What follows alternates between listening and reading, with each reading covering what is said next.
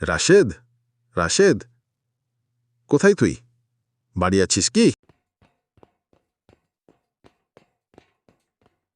জি মালিক সাহেব।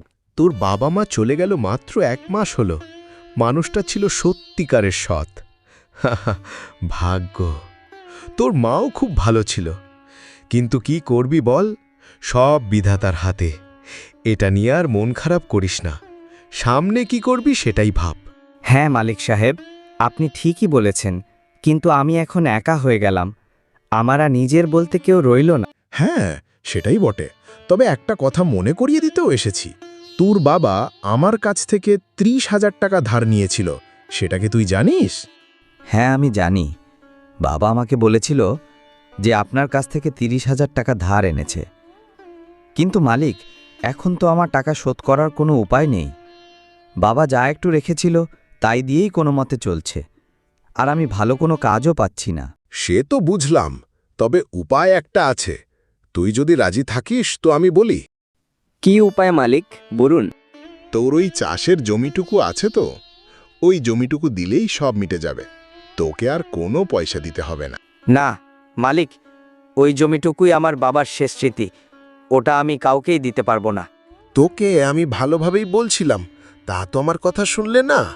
তবে ঠিক আছে, শোন, 7 দিনের মধ্যে হয় আমার সব টাকা দিবি, নয়তো তোর ওই জমিটুকু আমাকে লিখে দিবি। অন্যথায় বুঝবি করিম মালিক কেমন মানুষ। মালিক তোর ভালোর জন্যই বলল, আর তুই কিনা মালিকের মুখের উপর কথা বলিস। মালিকের প্রস্তাবে ফিরিয়ে দিলি, এর ফল তোকে ভুগতেই হবে। 7 দিন সময় বাছা, 7 দিনের পর 1 মুহূর্ত তোকে সময় দেব না, মনে থাকে যেন কথাটা।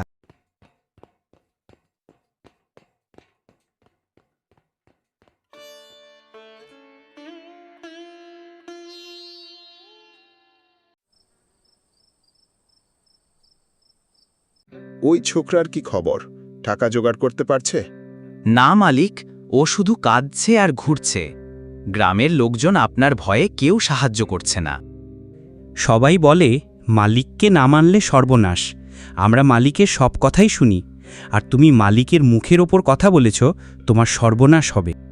ভালো, গ্রামের মানুষদের ভয় থাকতে হবে। ওই জমিটা না পেলে আমার জমির দাগ কেটে যায়, আমার জমির সাইজটা ঠিক হচ্ছে না। আমি সব জমি এক করতে চাই। সব জমি এক হয়ে গেলে আমার জমির সাইজটা সুন্দর হয়ে যাবে, দেখতে অনেক সুন্দর লাগবে। কি বলিস তোরা? হ্যাঁ মালিক, কিন্তু মালিক, রাশেদ যদি জমি দিতে রাজি না হয়, তখন আমরা কি করব? রাজি না হলে রাজি করাতে হবে। তোরা আছিস কি জন্যে? প্রয়োজনে ওকে মার, ভয় দেখাস, যা লাগে তাই কর, কিন্তু মনে রাখিস ওই জমিটা আমার চাই, সে যে কোনো মূল্যেই হোক।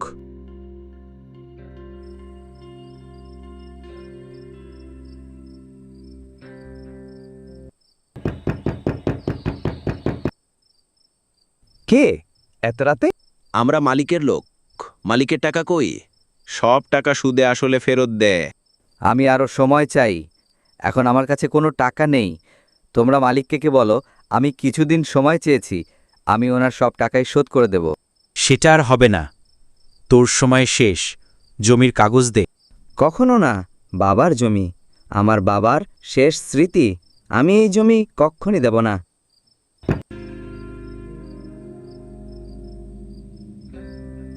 কিরে, মাথা দিয়ে প্রচুর রক্ত বেরোচ্ছে, মারা গেল না কিরে বাবা? হ্যাঁ, মারা গেছে, জঙ্গলে ফেলে দিয়ে আসি। মালিক বড্ড খুশি হবে। এখন আর মালিকের এই জমি নিতে কোনো অসুবিধা হবে না। জমি নেওয়ার রাস্তাটা অনেক সুন্দর হয়ে গেল।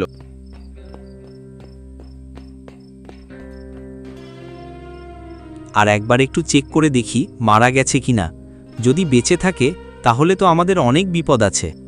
হ্যাঁ ঠিক বলেছিস, দাঁড়া আমি একটু চেক করে নেই। এই বলে কাদির আবার একবার দেখে নিল। ওরা ভাবল রাশেদ মরে গেছে, তাই ওরা ওখান থেকে বিদায় নিল।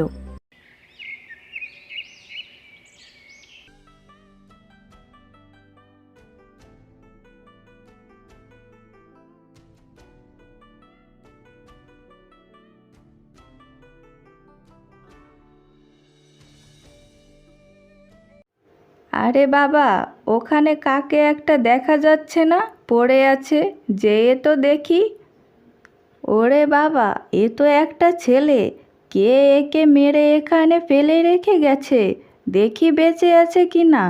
তারপর বুড়িটা রাশেদকে পানি দিয়ে জাগায় এবং দেখে সে বেঁচে আছে। কি রে খোকা, তোর বাড়ি কোথায়?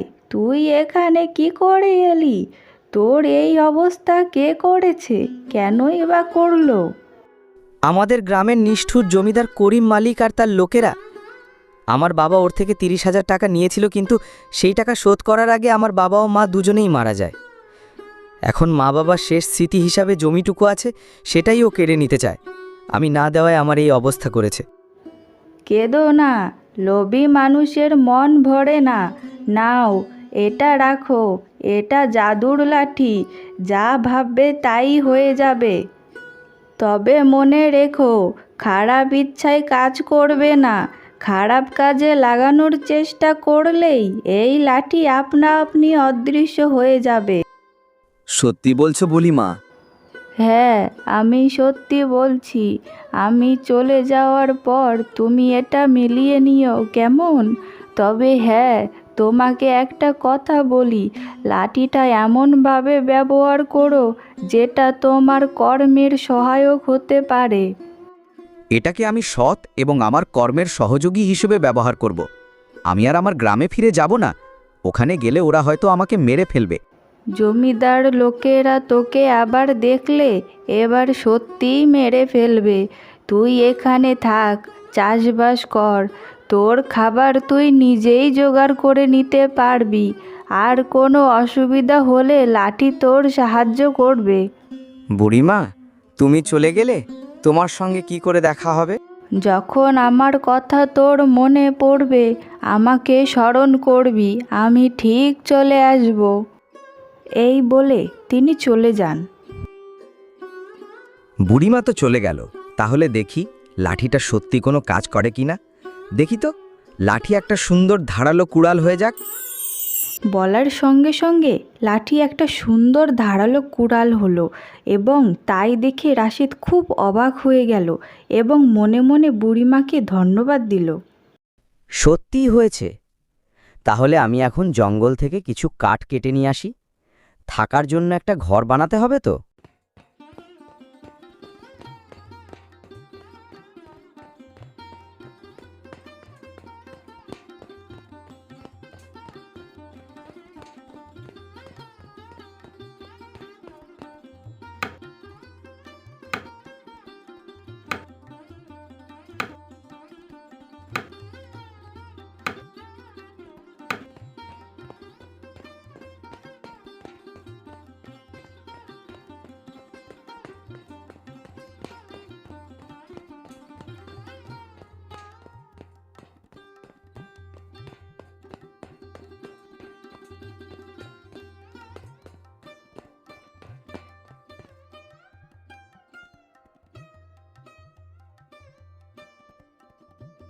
তারপর রাশেদ জঙ্গল থেকে কাঠ কেটে আনার সময় কিছু ফল নিয়ে এসেছিল, সেটা খেয়ে ঘরে ঘুমিয়ে পড়ে।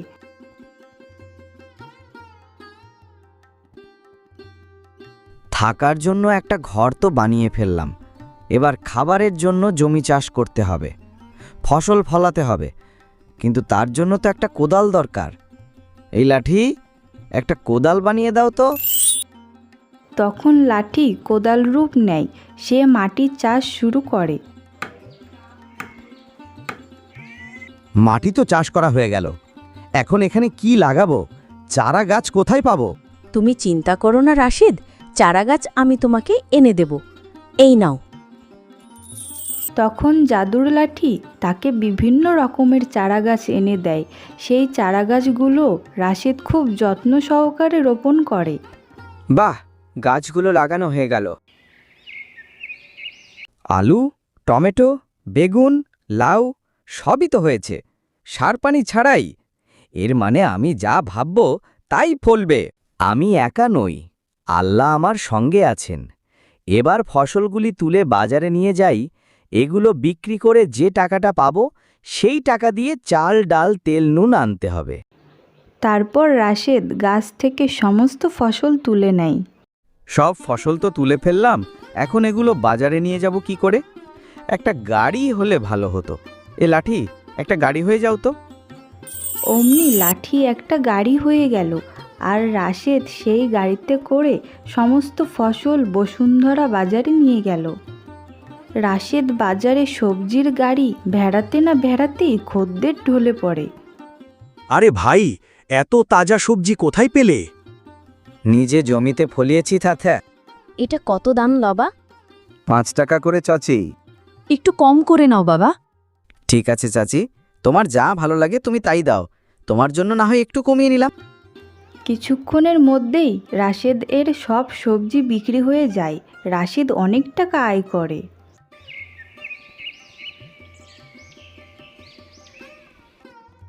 দশ টাকা, 20 টাকা, 30 টাকা, 40 টাকা, 50 টাকা, 60 টাকা, 70 টাকা, 80 টাকা, 90 টাকা, 100 টাকা।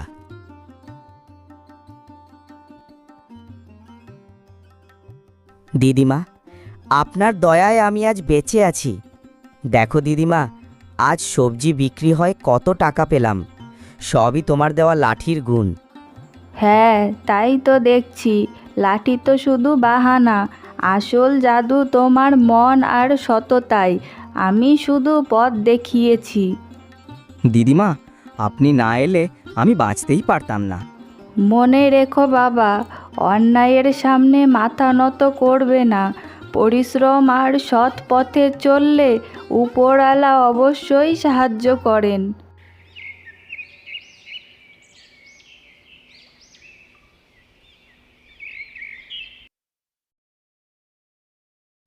দেখেছ চাচা রাশেদ কত সুন্দর টাটকা সবজি বিক্রি করে, যেখানে আর সব দোকানদারদের সবজি কেমন শুকনো শুকনো দেখায়, আর রাশেদের সবজি সবসময় টাটকা থাকে আর খেতেও ভালো। শুধু কি টাটকা, অসময়ের সবজিও ওর কাছে পাওয়া যায়, তাও আবার কত সুন্দর। এই তো সেদিন ওর কাছ থেকে 1 কিলো টমেটো নিলাম, সে কি সুন্দর লাল লাল। এখন কি টমেটোর সময়? তাও অনেক সুন্দর টমেটো ছিল ওর কাছে, আর খেতেও খুব সুস্বাদু। বাহ, তোদের কাছে যত শুনছি ততই রাশেদের সবজির লোভে পড়ে যাচ্ছি। তাহলে কাল সকালেই তো রাশেদ সবজি নিয়ে বাজারে আসবে, সেখান থেকে না হয় কিনে নেবেন। দেখবেন কত সুন্দর ওর সবজি। সে না হয় কিনলাম, কিন্তু ও কি করে এমন সবজি ফলাচ্ছে সেটা তো ভাববার বিষয়। যেখানে অন্য চাষিরা ভালো সবজি ফলাতে পারছে না, সেখানে ও একাই কি করে এত ভালো সবজি ফলাচ্ছে? কোনো ভেজাল মেশাচ্ছে না তো? হ্যাঁ চাচা, আপনি ঠিকই বলেছেন, এটা একটা চিন্তার বিষয়। তাছাড়া ও এই গ্রামের ছেলেও না, না জানি কোথা থেকে এসেছে। ওর যদি খারাপ মতলব থাকে তাহলে আমাদের ভালো করে খোঁজ নেওয়া দরকার। আমি শুনেছি ও সোনারপুর গ্রাম থেকে এসেছে। ওই গ্রামের জমিদার মশায়ের লোকেরা ওকে মেরে আমাদের এই জঙ্গলে ফেলে দিয়ে গেছিল। সেইখান থেকে ও এখানেই থাকে, ওই গ্রামে আর ফিরে যায়নি। সে কি? কিন্তু কেন এমন করিও? ওর বাবা জমিদারের থেকে কিছু টাকা ধার নিয়েছিল। ধার শোধ করার আগে এক দুর্ঘটনায় ওর বাবা মা দুজনেই একসঙ্গে মারা যায়। তখন জমিদার রাশেদকে বলে টাকা না দিলে জমি দিতে হবে। রাশেদ জমি না দেওয়ায় এই অবস্থা করেছিল। তাহলে তো ওর উপর দিয়ে অনেক ঝড় বয়ে গেছে। হ্যাঁ চাচা, আমার মনে হয় না ও ফসলে ভেজাল মেশাবে। ও খুব ভালো ও কর্মিক ছেলে। সেটা হয়তো ঠিক, তবে একবার দেখে নেওয়া ভালো। আমার সঙ্গে সবাই চলো, একবার রাশেদের ক্ষেত থেকে ঘুরে আসি, তাহলে মনে আর সংশয় থাকবে না। কি বলো তোমরা? হ্যাঁ চাচা, তাই চলো।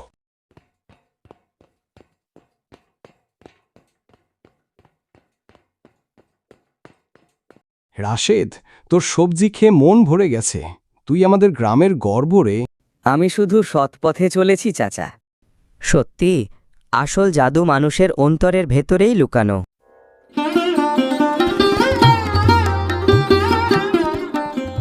হ্যালো বন্ধুরা, তোমাদের যদি এই ভিডিওটি ভালো লাগে তাহলে একটি লাইক, কমেন্ট, শেয়ার ও চ্যানেলটি সাবস্ক্রাইব করে দাও। ধন্যবাদ।